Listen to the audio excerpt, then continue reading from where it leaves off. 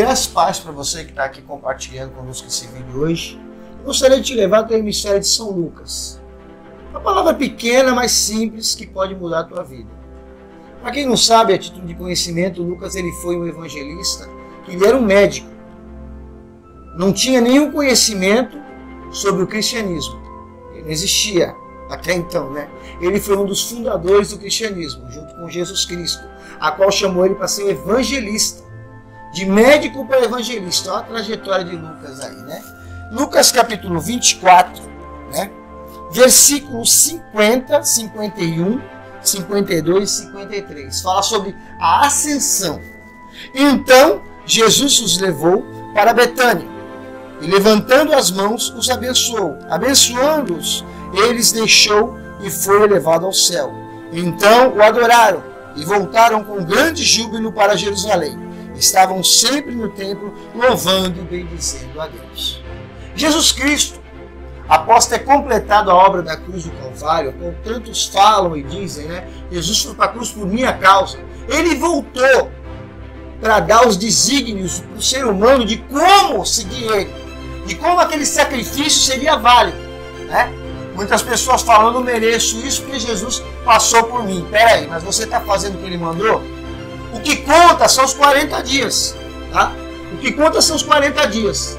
Durante os 40 dias, as quais Jesus ele partiu, voltou, caminhou com os discípulos ali ensinando, né? Ressurreto, mostrando para eles que a vitória não depende somente de um ato, mas sim de um percorrer, de um percurso. Tá? Toda a trajetória precisa de um percurso. Você vai fazer uma corrida, você vai correr de carro, qualquer coisa que você vai fazer tem que ter um percurso, uma trajetória, um plano. Jesus Cristo tinha um plano. Ele venceu. Não quer dizer que você seja vencedor. Você está fazendo o que ele manda? Após isso, né? Após ele ter partido para a eternidade, ele deixou para os discípulos durante 40 dias, né? Decretos e como deveria ser feito para que a pessoa alcançasse aquele sacrifício. Muitas pessoas aceitam o Senhor, mas será que o Senhor aceitou elas? Por isso que é uma pergunta a qual tanta gente está se fazendo hoje em dia. Hoje em dia, conforme a situação vem piorando, se estreitando, muitas pessoas têm tentado chegar ao Senhor. Mas será que o Senhor realmente está recebendo sacrifícios? Porque ele não quer mais sacrifício, ele quer obediência. A maior obediência que ele fez foi na cruz do Calvário. E aqui Lucas mostra que ele foi até Betânia, levantando a mão, ele os abençoou, porque ele viu que eles seguiram durante aqueles 40 dias os mandamentos que ele mandou. Amar o próximo. Durante 3 anos, ele somente falou e ensinou. Depois, ele colocou em prática tudo o que ele falou. Ele foi levado à cruz do Calvário. Ele sofreu sem abrir a sua boca, não acusou ninguém, poderia ter se defendido, não se defendeu. E a palavra diz, como ovelha ele foi para o matador. Deu a sua vida. Agora eu quero entrar no enfoque aqui especial com vocês. Durante esses 40 dias, a palavra de Deus fala que ele caminhou e ensinou os discípulos como deveria ser, né? Pedir por todo mundo, pregar o evangelho a toda criatura, quem crer e for batizado será salvo, né? Amar o seu próximo como a si mesmo, adorar a Deus sobre todas as coisas e outras coisas as quais ele deixou aqui como marca da graça de Cristo, da graça dele, que ele é o caminho, a verdade e a vida, e sem ele ninguém chegaria ao Pai. Ele deixou tudo isso dentro da palavra e dentro dos corações dos cristãos, as quais muitos morreram. Para vocês terem uma ideia, Nero pegava os cristãos e jogava eles nas arenas para os leões comerem, para que eles viessem ao quê? A entregar a fé deles, a entregar a fé. Não entrega a tua fé em hipótese nenhuma em nome de Jesus. Não entrega a tua fé, não volta atrás. Durante esse intervalo todo, né? Explicando, mostrando, olha, eu fui ressurreto, eu agora estou com o Pai, fui glorificado. Ele foi adiante deles, se encontrou numa praia com eles, mandou todo mundo ser avisado que ele ia para lá, em especial a Pedro. que Pedro já não era nem considerado mais discípulo. Em algumas pregações eu falo isso, sempre digo, o galo foi mais fiel que Pedro, né? O galo cantou uma vez, Pedro negou 3.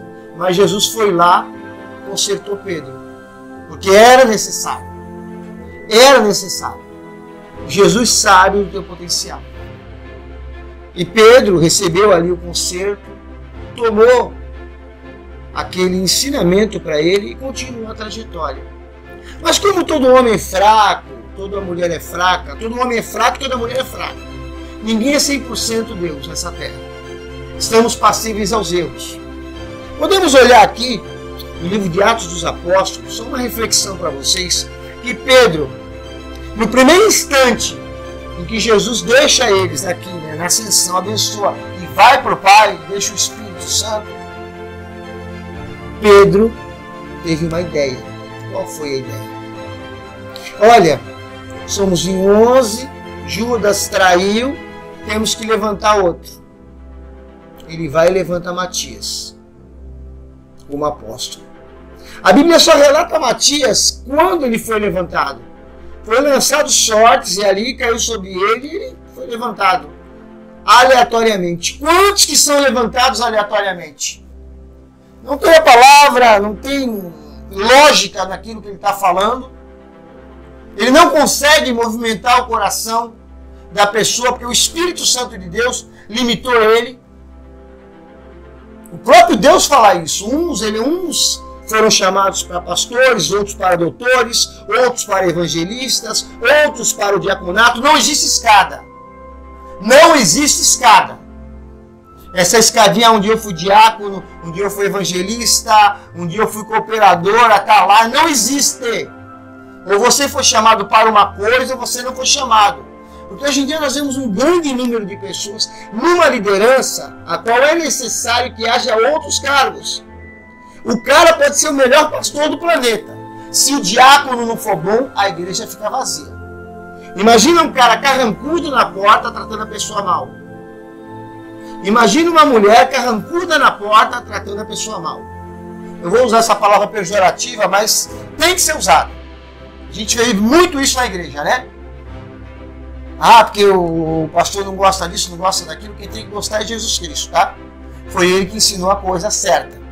Então as pessoas às vezes não querem aceitar o seu chamado. O seu chamado, quem vai limitar é Deus. O teu potencial só vai até onde Deus quer. Uma hora Deus para. Até aqui você vai, daqui para cá você não vai. Não há condição. Eu já vi grandes evangelistas que chegaram ao pastorado e decaíram. O chamado deles não era aquele. Enchiam a igreja. Mas quando era para pregar, não era para pregar.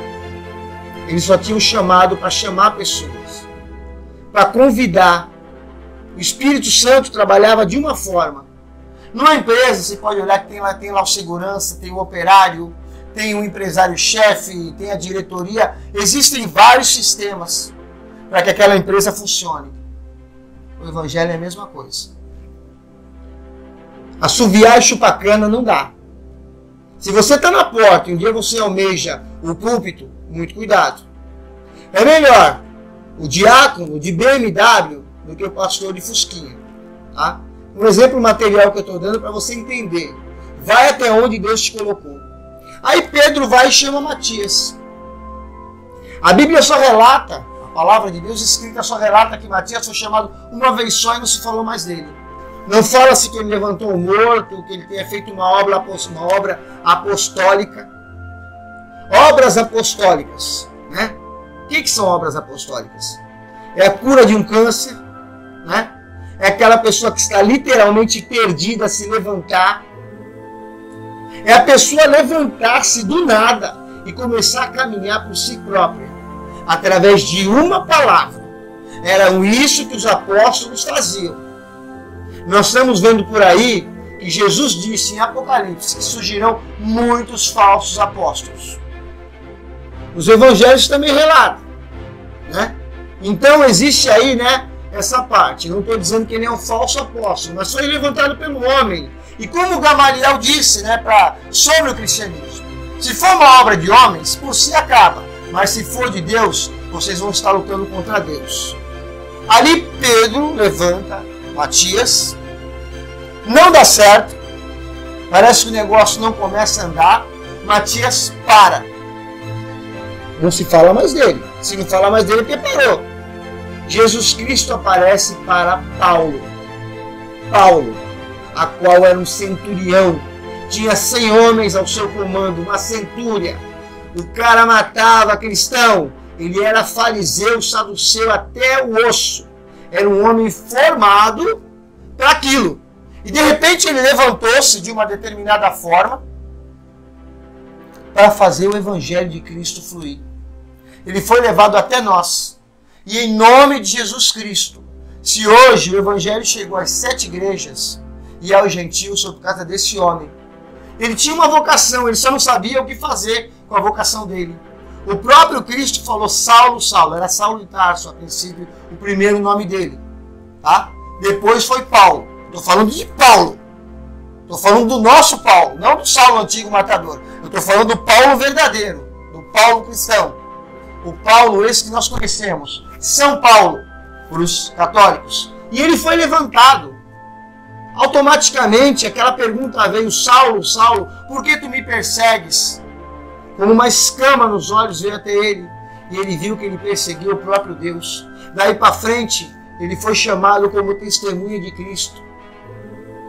Esse homem teve tanto poder. Jesus Cristo disse num dos seus discursos que viriam após ele pessoas que tinham poderes maiores que ele. Iam manifestar maior poder que ele. Jesus tinha que ir até a casa do centurião. Teve que ir lá curar a mulher de Pedro. O centurião tinha tanta fé que falou para Jesus: Jesus, se tu deres uma palavra, meu servo sarará. Jesus mandou a palavra, o servo sarou. Ele perguntou mais ou menos a que horas que ele deu a palavra, né, para o pessoal lá, né, que estava na casa. Olha, tal hora. A que hora que o menino levantou, tal hora. Foi o próprio Cristo que tinha levantado ele.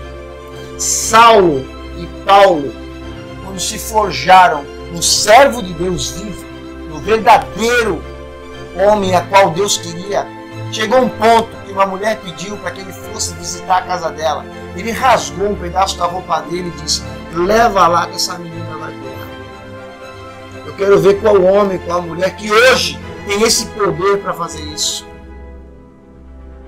Isso não vem do homem e da mulher, isso vem do céu.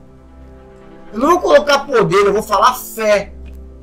Fé contínua naquilo que você acredita. Ele acreditava. Ele usava uma das leis do universo em favor de Cristo. Se você crê que você pode ajudar o teu irmão, ajuda. Vai lá com fé que você vai conseguir. Levanta e anda. Não preciso ir contigo, mas você vai e vai conseguir. E aí Deus muda a situação, transforma a história e vira cativeiro. Até aqui Deus falou e mandou dizer para você que a ascensão dele foi para que você hoje pudesse seguir e traçar os planos que ele tem na tua vida. Que planos são esses, pastor? Esses planos que estão aqui. Seguir o que ele fala, ser bom. Em contínuo. Não vestir uma capa de cordeiro sendo um lobo, né? Quando Paulo rasgou a roupa dele, na Bíblia não fala que ele tinha outra roupa para colocar, mas ele não pensou nele, ele pensou na pessoa. Pense na pessoa primeiro antes de tentar entrar na vida dela. Aquela mulher estava sofrendo muito. Os olhos dela falavam por ela. Tem pessoas que chegam até você para pedir um conselho e os olhos falam pela pessoa. A amargura está estampada no rosto. Estende a tua mão. Seja um apóstolo verdadeiro de Cristo. Apóstolo não é título, é poder de Deus na tua vida. Amém? Que Deus te abençoe em nome de Jesus.